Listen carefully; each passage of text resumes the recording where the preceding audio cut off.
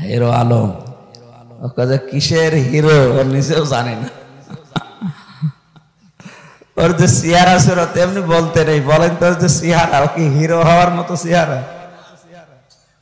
তো ভিলেন আলম নাম দেওয়া দরকার, অন্তত ভিলেন হলে ওর একটু মানায়। কথা বলেন না কেন? আজকে নাকি 4-5 দিন তার কাছে সংবাদ আসতেছে যে আপনি উপদেষ্টা হন। আমার বিশ্বাস হয় না, তারপরও যখন বলছে হতেও পারে। এদেশে ফারুকের মতো মানুষ যদি উপদেষ্টা হয়, তো হিরো আলম আমার মনে হয় সহকারী হতে পারে। গত বছরে জেল থেকে বের হওয়ার পরে ওনাদের ওখানে মাহফিল একটা ছিল। ওই দিন মাওলানা আব্দুল বারী রশিদি ভাই বলে একজন আছে, বগুড়ার জামাই, নাটোরে বাড়ি।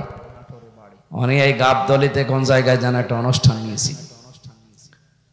ওই সময়ের তৎকালীন যে ওসি ছিল, জালেমদের কথা মতো আমার মাঠের ভেতরে 2 কিলোমিটার দাঁড়িয়েছে। এই যে কাদা পানি, স্যান্ডেল ম্যান্ডেল কোথায় আছে আল্লাহ জানে। এরপরে ওখান থেকে ডমন পুকুরে প্রায় রাত 10টা-11টা বেজে যাচ্ছে, বারবার কল আসছিল। একজন আমাকে বলছে ওখানে গেলে পুলিশ চারিদিকে ঘিরে রেখেছে গোয়েন্দারা, আপনি যেন না। কি রাজু না কি একটা লোক যেন। তো যাই হোক, সে গত বছরে আমি ওইটা শেষ করে ওখানে যাওয়ার কথা ছিল রাত 9:30টায়, কিন্তু যেতে দেয়নি জালেমরা।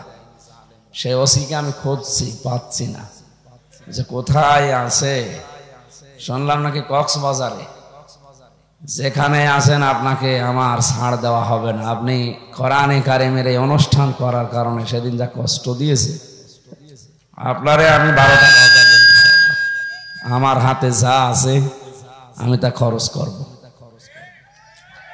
আপনি ওই দিন অতি উৎসাহী হয়ে যা করেছিলেন একজন আলেমের সাথে, আপনার ক্ষমা নেই। আমি হযরতকে আহ্বান জানাচ্ছি, অধ্যক্ষ সাহেব আপনি রাত 9টায় আমারে তুলে দেবেন ইনশাল্লাহ। না, কথা দেওয়া লাগবে। আমি ওই দিন তো আর মাহফিল নেইনি, আপনার একটাই মাহফিল। 9টায় তুলে দেবেন। এরা 7টায় এসে বসে থাকে। আর আপনারা এই মাদ্রাসা, এতিমখানা, হাফিজি মাদ্রাসা, মসজিদ, এদের কারণে তুলতে তুলতে রাত 10টা বাজে। অসুস্থতার পর থেকেই তো ডাক্তার বলছে 10টায় ঘুমিয়ে পড়বেন, 10টায় ঘুমিয়ে পড়বেন, নাই কিন্তু আবার ওই রোগ বেড়ে যাবে। আপনারা তো আমার মেরে ফেলা ধান্দায় আছে। জালেমরা তো চেষ্টা করেছিল, পারে নাই, যাই বাঁচিয়ে দিয়েছে আল্লাহ। এখন আপনারা মারি ফেলবেন। এটা রেকর্ড হচ্ছে, সারা দেশে ছড়িয়ে দেবেন। তো কালকে যেন আমি শুনতে পাই, যেখানে যেখানে আমার মাহফিল নেওয়া আছে, রাত 10টার ভেতরে যদি শেষ করতে মাহফিল না পারে, আমার এবছরে নেবেন না। আমি আগে সুস্থ হয়ে নি, রওশনের সাথে মতো আগে শক্তিশালী হয়, তারপরে। ঠিক আছে? বলছেন না, তার মানে ও মহিলা যে শক্তিশালী না, আপনারা জানেন। আমি ওই রকম হতে চাই না। 64 বছরের একজন বৃদ্ধ যুবক আছে আমাদের দেশে, আমিরে জামাত ডাক্তার শফিকুর রহমান। 64 বছর বয়স লোকটার, বলে আমি এখনো যুবক, আমাকে কেউ বুড়ো বলবেন না। আমি ওই রকম অদম্য শক্তি চাচ্ছি, আল্লাহ যেন আমাকে ওনার মতো দ্বীনের জন্য কষ্ট স্বীকার করার তৌফিক এবং ধৈর্য দান করেন। এইটা করে আবার প্রিন্সিপালে বারবার আমিন বলবেন, উনি তুলবে রাত 11টায়।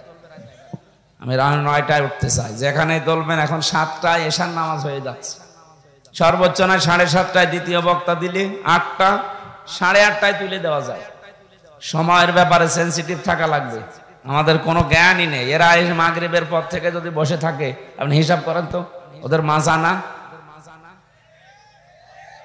1-1.5 ঘন্টা 2 ঘন্টা বসে থাকায় তাই কত কষ্ট। এখন এই যে 15-20 মিনিট পরে যদি উঠতে শুরু করে, কি বলবেন এখন? আমি তো উচিত কথা বলে দেবো যে ওর মনে হয় না, থাক, ওইটা বলা যাচ্ছে। এখানে কত মেয়ের বাবা বসে আছে আপনি জানেন। আজকে শুধু মাহফিল শুনতে আসেনি, এরা এসেছে মেয়ের জামাই খুঁজতে। এখন যদি আপনি এই মাহফিলের মোনাজাতের আগে উঠে চলে যান, বলবেন না এর সাথে বিয়ে দিয়ে আমার জীবন নষ্ট করবো না। এই জন্য আপনার কষ্ট হলেও ঘন্টাখানেক থাকবেন ইনশাল্লাহ। এই মাহফিলের প্রধান অতিথি আপনাদের সাবেক উপজেলা চেয়ারম্যান নাকি 1 নাম্বার 1 প্রথম শ্রেণীর ঠিকাদার ও সভাপতি সার্ক মানবাধিকার ফাউন্ডেশন গাবতলী বগুড়া, আমাদের বড় ভাই জনাব মোস্তাফিজুর রহমান মিলু ভাই, সহসভাপতির নাম যাদেরকে দিয়েছেন প্রত্যেকটাই হয় অধ্যক্ষ নয় উপাধ্যক্ষ, সহকারী অধ্যাপক। এই আলেমদের মর্যাদা সম্মান কামনা করছে আল্লাহ যেন দান করে। যত মানুষের নাম দিয়েছেন এতে একটা একটা করে নাম পড়ে দোয়া করতে গেলে আমার মনে হয় আরো 15 মিনিট যাবে। আমরা সব বাদ দিয়ে দিলাম, একবারে দোয়া করলাম রাফা'না লাকা যিকরাক। ও আপনাদের রাগ হয়ে গেছে, আমিনও বলছেন না, বলেন আমিন। আলোচনা রেখেছেন মাওলানা হোসাইন আহমেদ, মাওলানা আব্দুল মজিদ দামাত বারকাতুহুমুল আলিয়া। বগুড়ায় আসার পরে দোয়া করছি এ জেলার কৃতি সন্তান, বিশেষ করে গাবতলীর সাবেক রাষ্ট্রপতি শহীদ জিয়াউর রহমান, আল্লাহ রাব্বুল আলামিন তার কবরটাকে জান্নাতুল ফেরদাউস বানিয়ে দেন। এ জেলার আর এক কৃতি সন্তান, তার সন্তান লন্ডনে আছে, এখনো আসতে পারে নাই, আসবে। আল্লাহ সহি সালামতে আমাদের মাঝে আবার যেন ফিরিয়ে দেন। সামনে বসা মুসলমান ভাইরা, পর্দার আড়ালের সম্মানিতা মা এবং বোনেরা, প্রাণ প্রিয় বগুড়াবাসী, এটা কানে লাগছে, আবার সমস্যা হয়ে যাবে। এটা হয় ঘুরিয়ে দেন না বন্ধ করে দেন, এদিক ঘুরিয়ে দেন, এই ডানের দিকে একটু ঘুরিয়ে দেন। ঠিক আছে, থাক থাক থাক থাক, যান যান যান যান, বসেন বসেন বসেন, ঠিক আছে থাক। কত বড় চেয়ার দিয়েছে, আমি তো বসে চলে যাচ্ছি। ডাক কিছু লাগবে না, বেশি ঝামেলা করলে মানুষ বলবেন যে হিরো আলম। আপনার বগুড়াতে তো নাম করা মানুষ না, হিরো আলম। কিসের হিরো ওর নিজেও জানে না। ওর যে চেহারা ছিল তেমনি বলতে নেই, বলেন তোর যে চেহারা, ও কি হিরো হওয়ার মতো চেহারা? তো ভিলেন আলম নাম দেওয়া দরকার, অন্তত ভিলেন হলে ওর একটু মানায়। কথা বলেন না কেন? আজকে নাকি 4-5 দিন তার কাছে সংবাদ আসতেছে যে আপনি উপদেষ্টা হন। আমার বিশ্বাস হয় না, তারপরও যখন বলছে হতেও পারে। এদেশে ফারুকের মতো মানুষ যদি উপদেষ্টা হয়, তো হিরো আলম আমার মনে হয় সহকারী হতে পারে। ফারুকের মতো এরকম একজন মানুষ যে সমকামিতা প্রমোট করে, তারে এই দেশে আপনি উপদেষ্টা বানিয়ে দিলেন। ছাত্র জনতা যেভাবে ফুসে এরাই আপনাদেরকে বসিয়েছে, এরা নামাতেও জানে।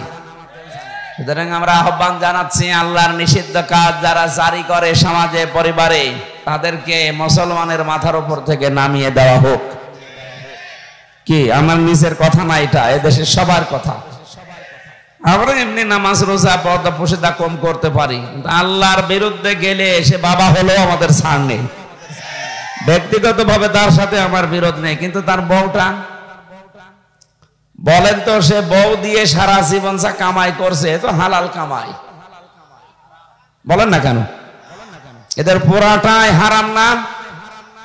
দেহ ছাড়া ওদের কি আছে বলেন? কিচ্ছু নেই। হয়তো গোয়ালন্দ ঘাটে অথবা যশোরে মেয়েরা ওপেন গোপনে দেহ ব্যবসা করে, আর এরা সিনেমার পর্দায় যা ঘটায়। পরকীয়া প্রেম কি করে করা লাগে, সমকামিতা প্রমোট করা লাগে, এগুলো তারা সিনেমা বানায় বসে বসে, এগুলো অভিনয় করার বউদেরকে দিয়ে। বলেন নাউজুবিল্লাহ। নবীজি বলেছেন আদ-দাজ্জালু লা ইয়াদখুলুল জান্নাহ। প্রিন্সিপাল সাহেব আছে এখানে, মোজাক্কার দিয়েছেন আল্লাহ। নবীজি বলেন আদ-দাজ্জালু লা ইয়াদখুলুল জান্নাহ।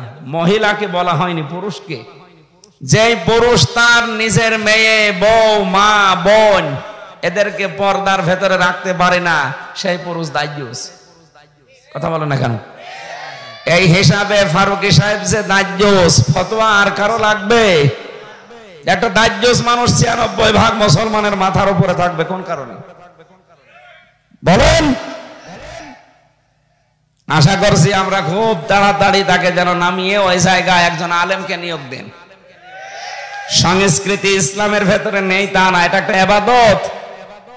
অনেক ইবাদত আছে সংস্কৃতির ভেতরে, আপনি ওখানে এই নেই আমার মনে হয় এদেশে যারা নাম করা জ্ঞানী আলেম আছে, প্রসিদ্ধ আলেম আছে, এদেরকে আপনি ওই জায়গায় দায়িত্ব দিন, তাহলে দেশের মানুষের আপত্তি থাকবে না।